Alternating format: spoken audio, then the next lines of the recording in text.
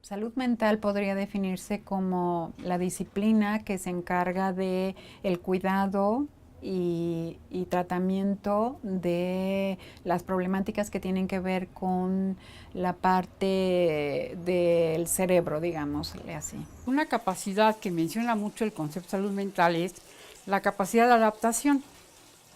La capacidad de adaptación no quiere decir que te quedes ahí sentado como maceta, sino es una adaptación activa.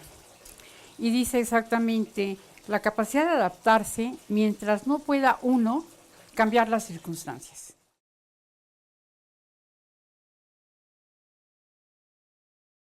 Yo soy Jessica Fernández Cano Álvarez, tengo 21 años. Pues a mí me gusta mucho cantar y espero ser cantante reconocida. Y ahorita estoy estudiando música. Mi nombre es Ricardo Sánchez. Pues nací allá por la década de los 60. Soy músico guitarrista, escribo, me gusta tomar fotografías. Mi nombre es Patricia Lidia López García. Estudié contabilidad pública en Escuela Bancaria y Comercial. Estuve estudiando en esa escuela desde que estaba en el bachillerato y ahí estuve 8 años. Yo me llamo Iván Maceda Mejías, tengo 29 años y bueno, me ha gustado a lo largo de mi vida pues dedicarme a muchas cosas. Mi nombre es Paola Santamaría, tengo 34 años. Actualmente me dedico a encuadernación artesanal. Se puede decir que soy un maestro de construcción. Soy Jorge García Pelayo porque no acabé la carrera que estudié en un semestre en la UNAM y otro semestre en el Politécnico, en la ESIA, en Zacatenco. Lo que más me gusta a mí es cantar.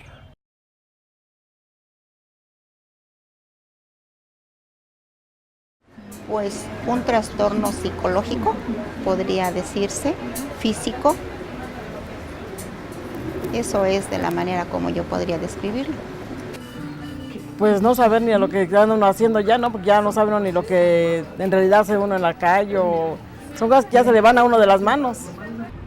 Un enfermo, yo creo que hablar de enfermedad ya se habla de una situación patológica, es decir, que su estado como persona ya no le permite un contacto común y corriente, digamos, con el entorno social, ¿no? Yo creo que, pues eso, ¿no? Hay muchas personas que son muy retraídas y sin embargo tienen contacto y se les llaman medios raros, anormales o etcétera, ¿no? Creo que en la situación social, moral, esa sería la consideración, ¿no? Pues más que nada es, me imagino, a nivel neuronal, ¿no? De las neuronas, el problema, ¿sí?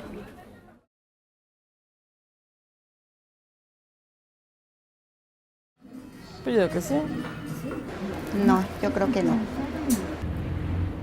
Sí, pero creo que se reduce al especialista y a quien las padece y que efectivamente se trata, ¿no? Yo creo que no es como de dominio en general, pues, ¿no? No creo que al público en general le preocupe o esté informado al respecto. Pues toda mi vida pues se iba centrando en el trabajo, que era muy absorbente, con mucho estrés, y yo creo que fueron una de las cosas que posteriormente vinieron a una consecuencia que ahorita les voy a contar. Mi problema se desencadena desde el momento en que empiezo a hacer un esfuerzo muy grande. Cuando yo remaba hace mucho tiempo, eran jornadas largas de entrenamiento, a veces habían periodos donde entrenábamos 6 horas al día más o menos. Yo no me esperé tener esta enfermedad, pero desde chiquita tenía detalles que como que de mi diagnóstico. El fallecimiento de mi abuela, que había fungido como mi mamá, ese fue el detonante. Pues yo era un niño un poco extraño, ¿no? Un poco extraño. A veces me daban crisis de tristeza, así se empezaba a manifestar mi depresión.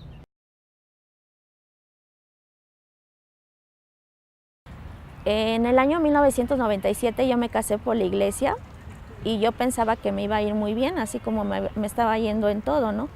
Con mi familia, con mis estudios.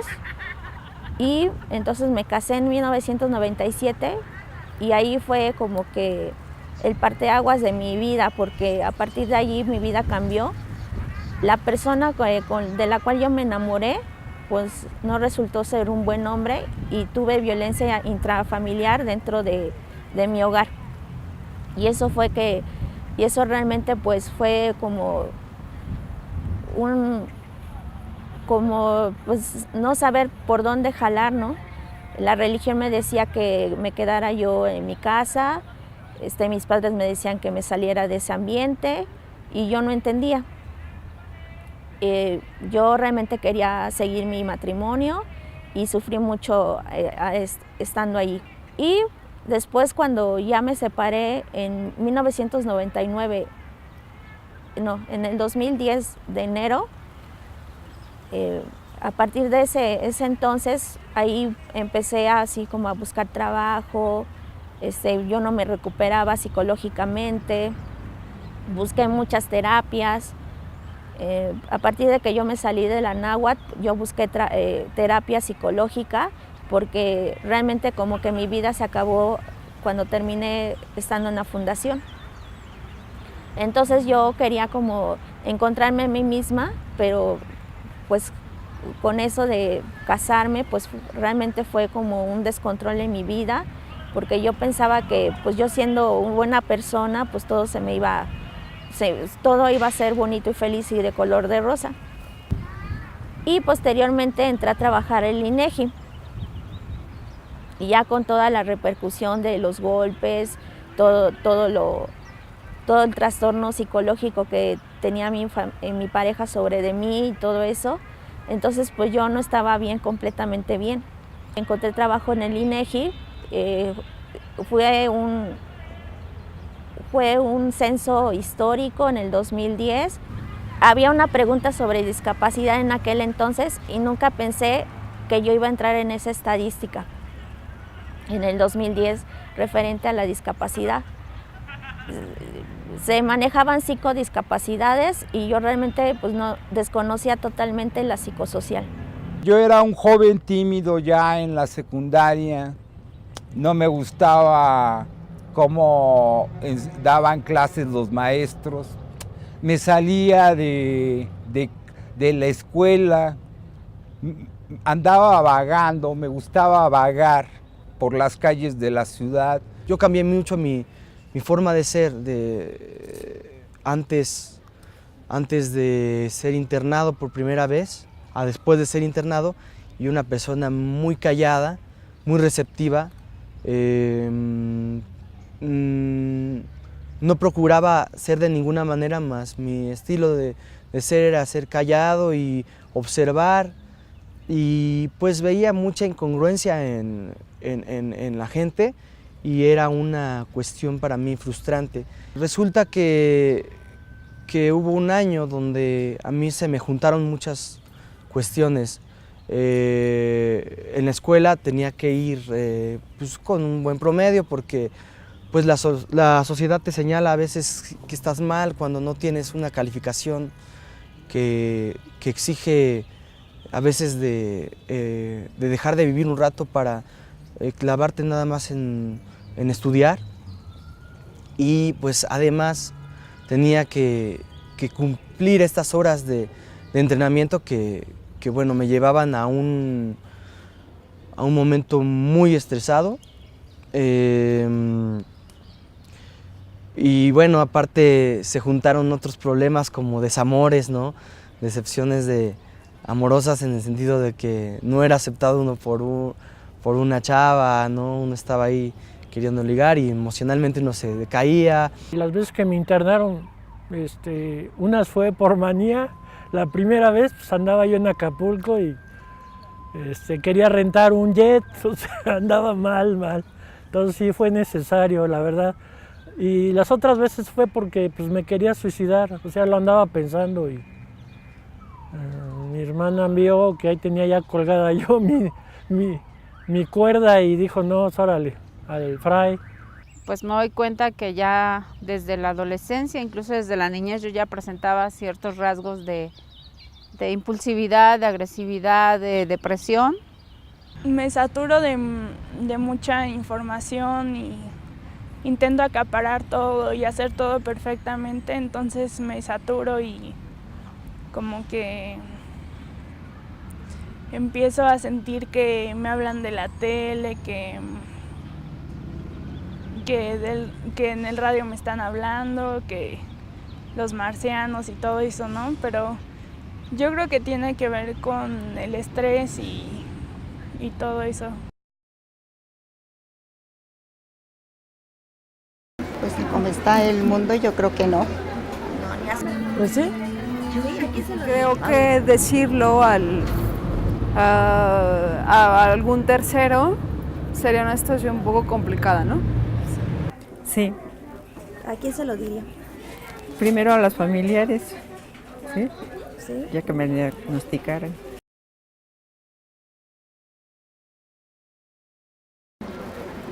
Bueno, yo creo que dependiendo de la enfermedad de cada uno, sí pudiera ser que hubiera diferencia entre unos y otros.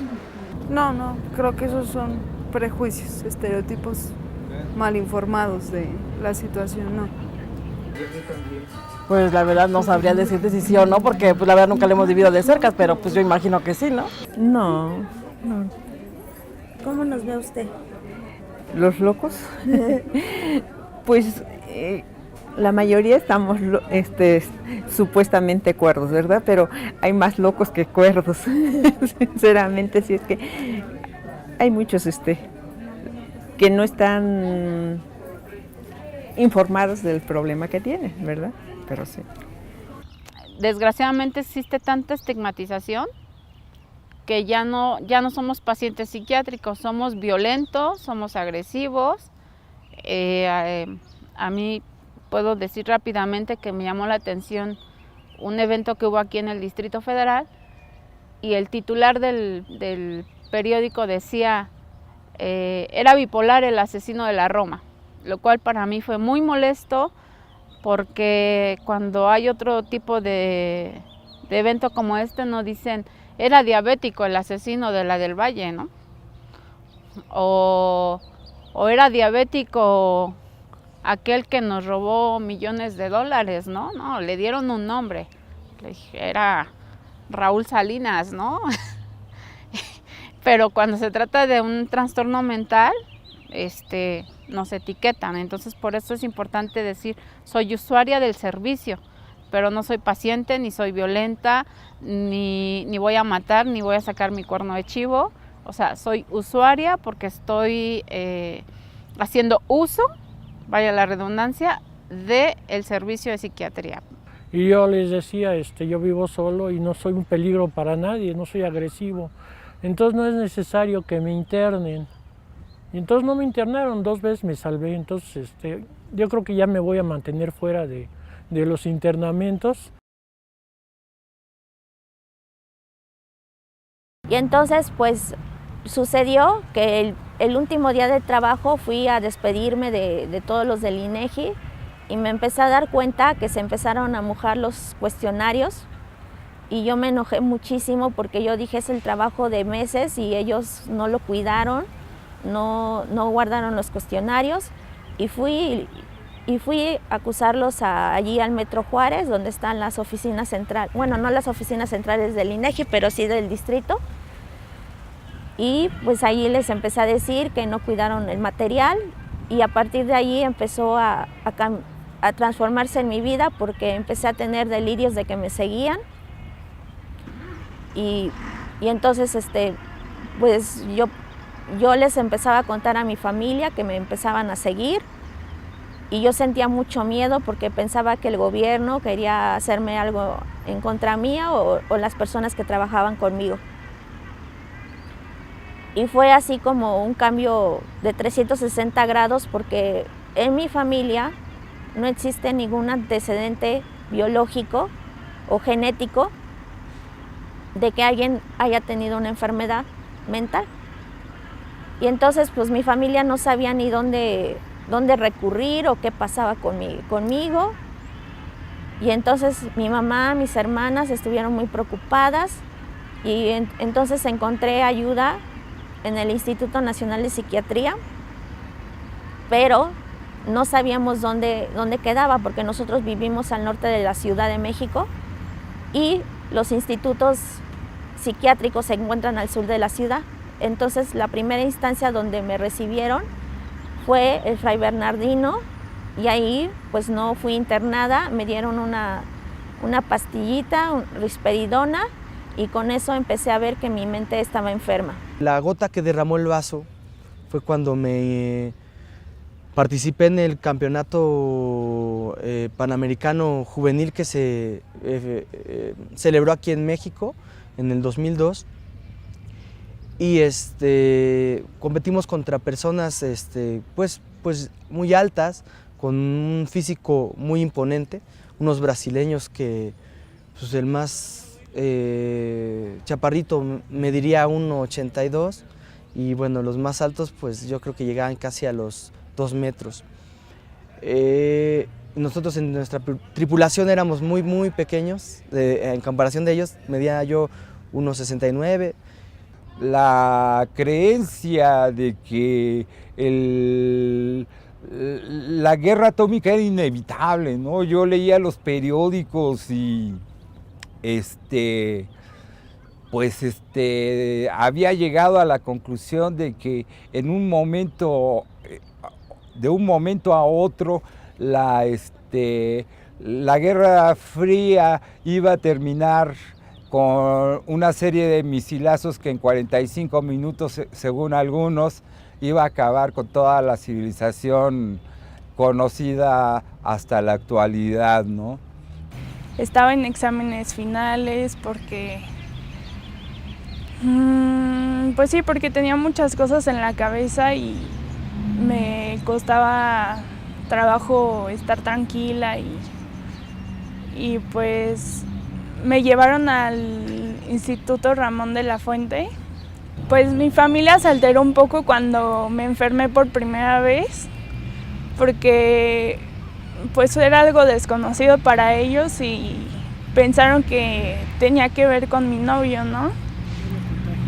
Pero pensaron que me había contagiado, o algo así, ¿no? Un empleo formal me duraba máximo 6 meses y tenía que abandonarlo porque me venía una depresión o algún brote psicótico, porque también he tenido momentos de psicosis donde escucho voces, empiezo a ver cómo las paredes me persiguen, empiezo a elevarme del piso. Son algunos de los síntomas que yo tengo cuando estoy en psicosis. Yo tenía una gran ilusión, la de ganar ese día en la competencia, y sucede que en la línea de meta casi nos rebasaron justo en la línea de meta. Llevamos 500 metros de competencia, de llevarles a ellos, más bien de ventaja, 500 metros, de 2000 metros. Entonces, el momento en el que nos ganan, pues para mí resulta una frustración y empiezo a encerrarme en un mundo donde mi insatisfacción se volvió enemigo de mi integridad, y de ahí explotó un problema en el cual pues requerí de internamiento en el Instituto Nacional de Psiquiatría. Fui atendido de manera inmediata,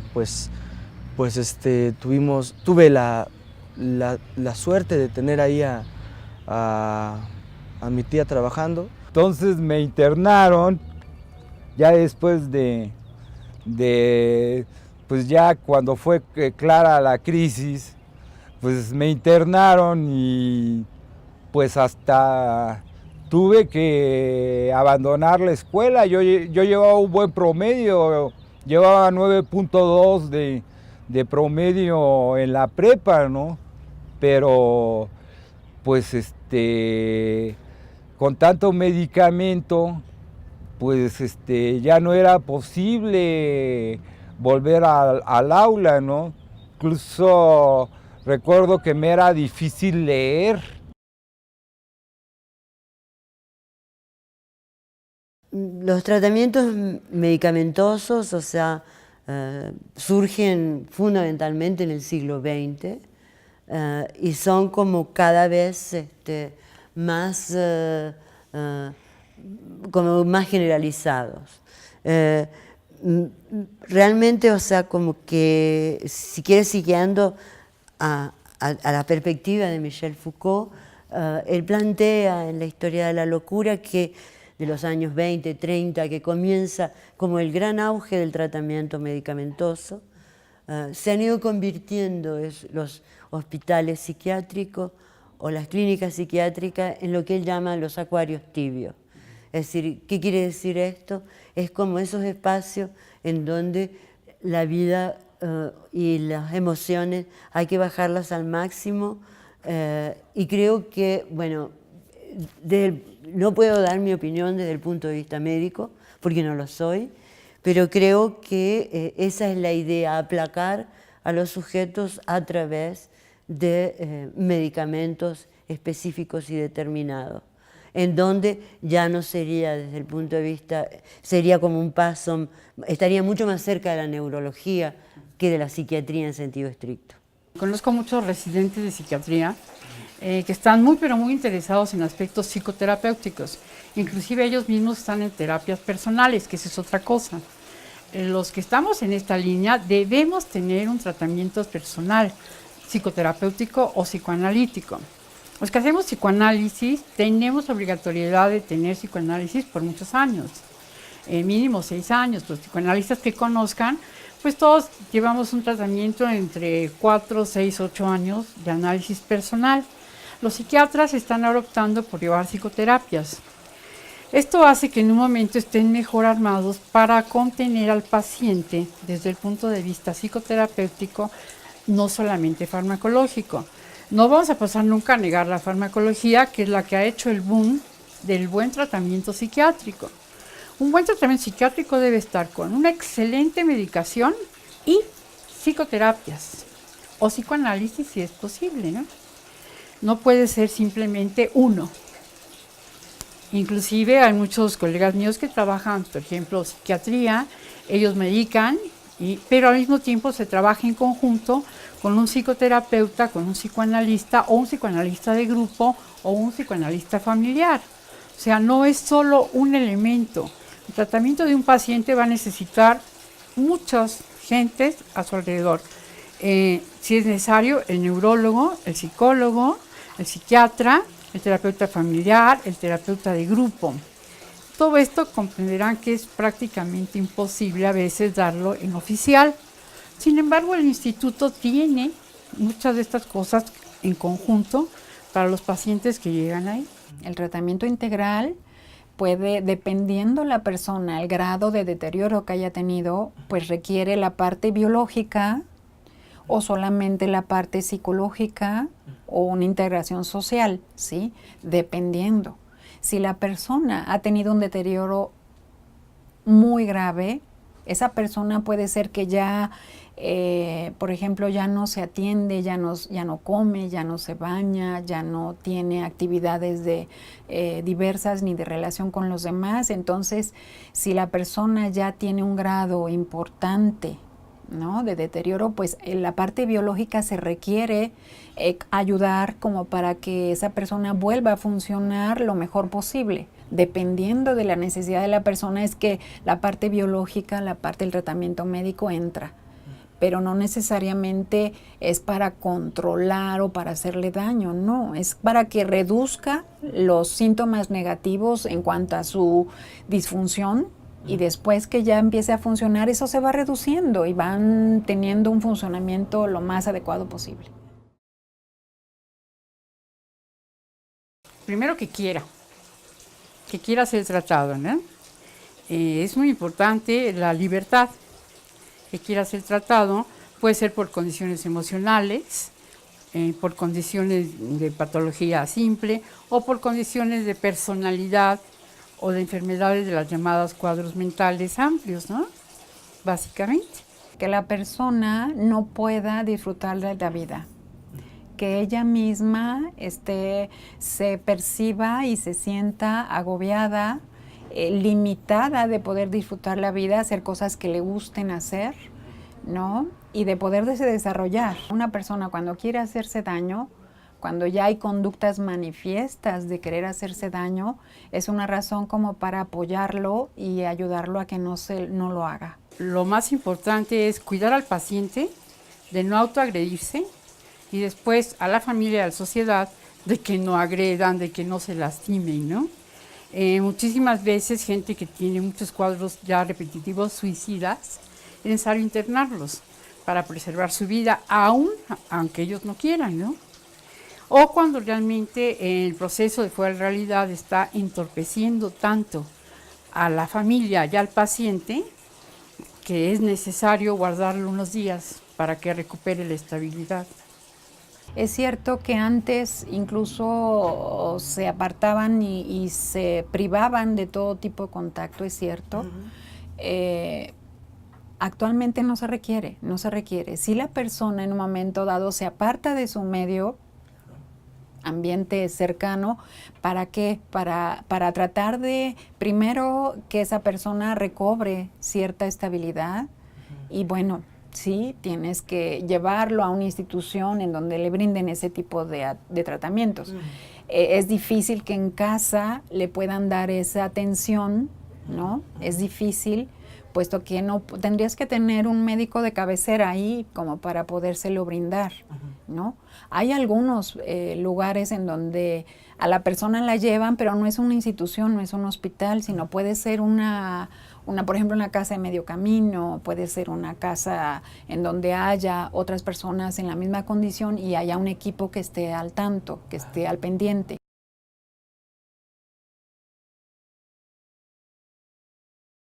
Pues mira, se han estudiado, hay algunos estudios que dicen que es años. Una persona puede empezar a sentirse mal, digamos un tanto inadecuada en su comportamiento, en su vida diaria, y lo deja pasar, ¿no? Todo eso se va aumentando al grado de que la persona pues puede ser que se quiera hacer daño por lo infeliz que se siente, ¿no? Entonces eso puede hacer, normalmente en estudios se ha encontrado que alrededor de 14 años la persona puede ir a pedir ayuda. Pues mira, a veces es rápido, si hay cierta cultura de entender que es la enfermedad mental y de entender que es un psiquiatra, o simplemente si se sufre, pues ir a un psiquiatra o un psicólogo.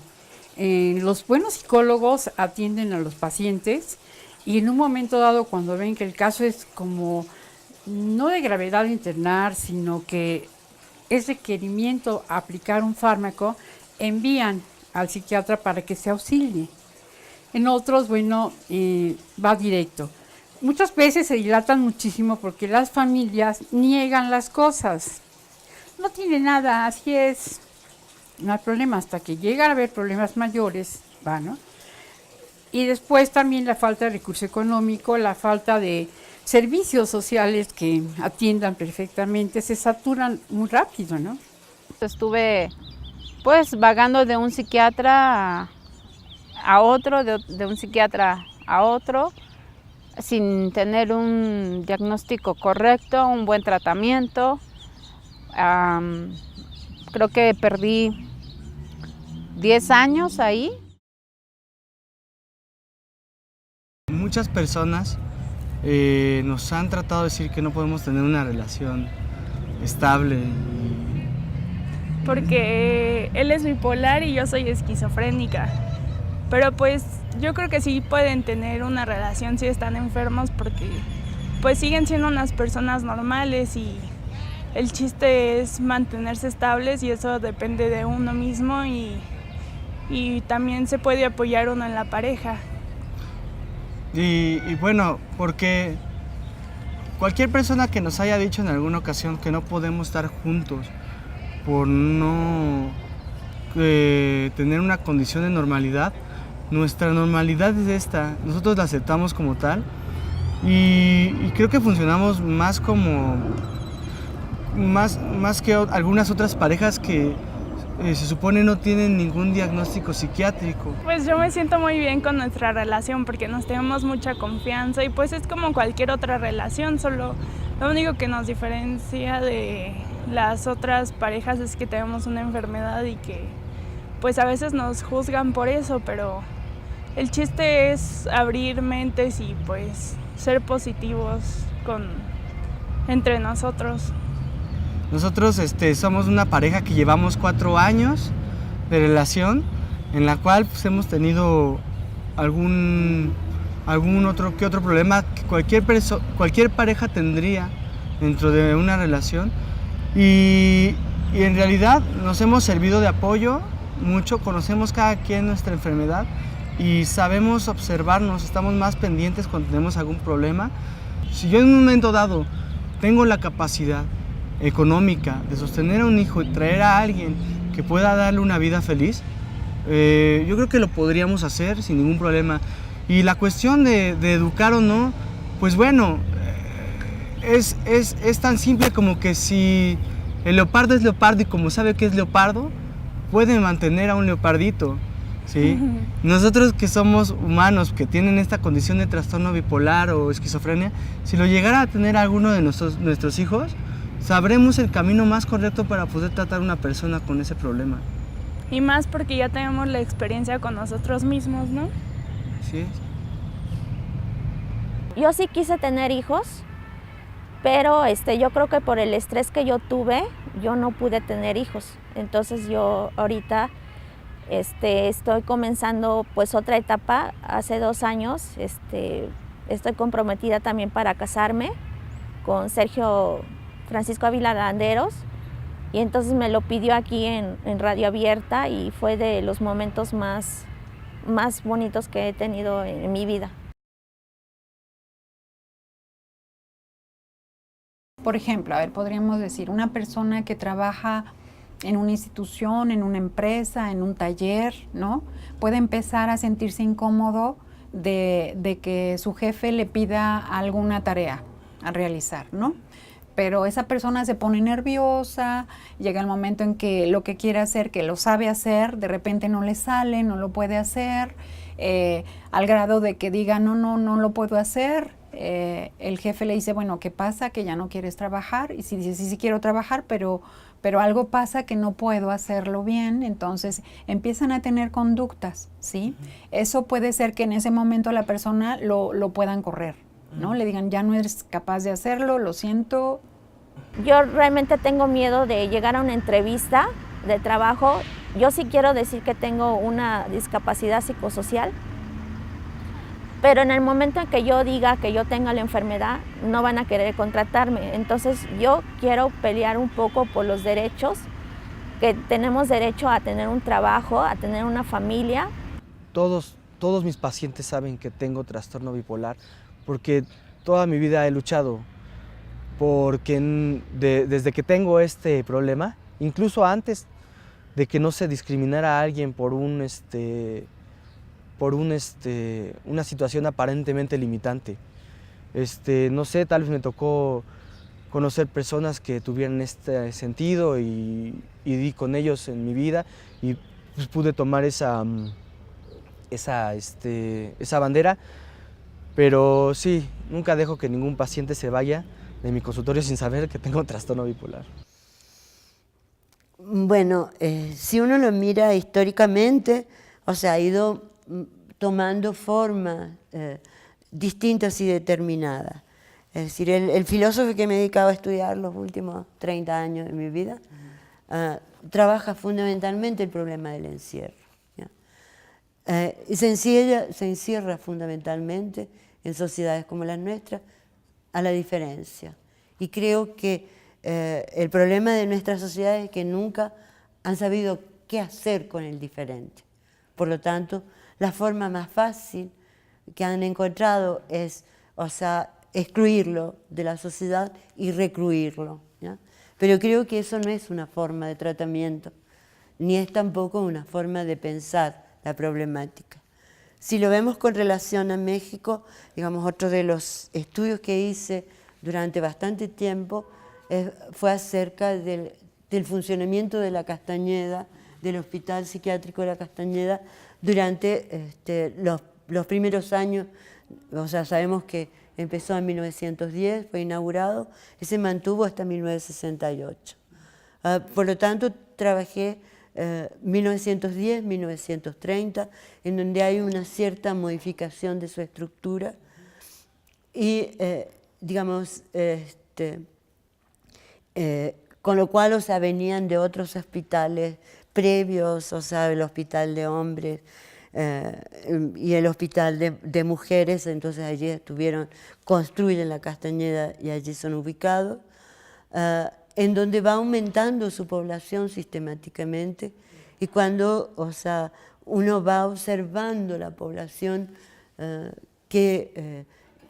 digamos, que fue llenando el hospital y cada vez en mayor cantidad, que además no se llamaba hospital sino manicomio en ese momento. Es decir, la mayoría eran gente pobre, alcohólicos en su gran mayoría, con lo cual, es decir, había como o sea, o sea, en su gran mayoría eran sujetos en situación de indigencia.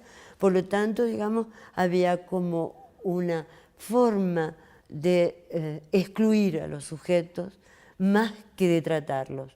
Y realmente, cuando uno va siguiendo la pista durante esos años, no hay realmente un tratamiento médico, sino o sea, el único tratamiento es la exclusión y la reclusión, y por lo tanto el encierro, lo cual, o sea, no se diferenciaba en gran cosa el hospital psiquiátrico de una cárcel. La discapacidad la tenemos porque la sociedad nos marca. Entonces la sociedad tiene que abrirse a nuestras necesidades, porque nosotros no podemos solos. Necesitamos de cada una de las personas que nos apoye, y principalmente que tengan conocimiento de que que una enfermedad mental no paraliza nuestra vida, sino que trasciende todavía más. Podemos aportar muchas cosas. Yo puedo hablar sobre la discapacidad social. He vivido pocas las otras discapacidades, porque también estuve con las Hermanas de la Caridad, estando con ellas, ayudándolas, y sé más o menos lo que es la discapacidad, pero cuando te toca que tú tienes la discapacidad, y más que nada que la tenga la sociedad y no nosotros, es increíble. Pero ellos pueden transformar nuestras vidas, pero por mitos de muchos años. Yo nada más cuento de lo que habla de la Biblia, que son 2000 años de que nos hablan como personas endemoniadas. Entonces, pues esas cosas pues tienen que cambiar y transformarse. Pues a mí siempre algo de esta enfermedad, que para mí es una bendición, de alguna manera, sin que yo sea creyente de ningún Dios, pero me parece algo muy bonito el que me haya podido enseñar a ser más empático, a ponerme en el lugar de otros. Y si tienen algún paciente en su casa con una enfermedad, les recomiendo que los apoyen en sus sueños y pues los traten como a cualquier persona y los apapachen y ya. También hay que ver los beneficios del trastorno bipolar o de una enfermedad psiquiátrica. Es que aparece que hay otras conexiones en el cerebro donde si tú utilizas tu creatividad para cocinar, para cantar, lo que sea, pues puedes volverte un personaje público, ¿no? Un gran cantante, cocinero. Yo de manera personal me he puesto como objetivo ir a diferentes instituciones y tener una charla y saber cuáles son las carencias en cada lugar para poder darle voz a todos, no solo a mis carencias, sino a la de todos. Yo le quitaría muchas páginas al DMS5, yo le quitaría muchas páginas. Yo he observado que las personas a lo largo de su vida, las personas como nosotros, todos presentan los mismos síntomas a través de su vida y pues algunos le llaman esquizofrenia, otros bipolaridad o que tienen comorbilidad, esquizofrenia, bipolaridad, etcétera, y pues nada más son etiquetas arbitrarias. Me siento muy mal intentando pensar en una alternativa, ¿no? Creo que debe salir a través de un diálogo entre la gente que sufren el encierro, la gente que sufren algún tipo de problema, sea psíquico, psicológico o bien psiquiátrico o neurológico, que creo que los tratamientos tienen que ser diferentes, pero la única manera posible es, a través de un diálogo en que esté el problema médico, el problema psíquico, el problema social, el problema económico, que me parece fundamental, y es ir encontrando entre todos una alternativa y una salida. Es decir, de alguna manera, cuando uno piensa en posibilidades y opciones de tratamiento, está como intentando prescribir a la sociedad qué hacer. Y creo que que no es una tarea de uno solo, sino de todos los que estamos involucrados en el problema. Hablar de cada uno de los temas. Dice su lema que es de comunicación para la inclusión social. Entonces, la comunicación es hablar entre todos, comunicarnos ya sea con señas o con tu boca, ¿no? Pero la comunicación es muy importante para conocer a las personas. Entonces, si nos conocen a nosotros, van a cambiar la perspectiva de lo que tienen ellos como quienes somos nosotros. A veces nos marcan como agresivos, como que estamos en otra realidad, pero estando medicada, bueno, en mi caso, estando medicada, pues véanme y yo no parezco que tenga una discapacidad. O sea, no se nota. Y entonces con el medicamento, estando totalmente bajo el régimen de los psiquiatras que nos han ayudado bastante, pues yo no creo por qué tener un estigma. Si podemos hacer todo lo que yo creo que quien está detrás de la cámara puede notar que pues puedo realizar cualquier cosa, puedo hablar, puedo platicar, puedo reírme, puedo disfrutar. O sea, no hay una cosa que no pueda hacer que tú no hagas. Entonces yo creo que es necesario quitar este estigma, y este estigma comienza cuando la sociedad nos quita, se ve que ella misma puede quitarnos esta discapacidad, porque yo siento que la discapacidad no la tengo yo, sino la tienen las personas que nos etiquetan.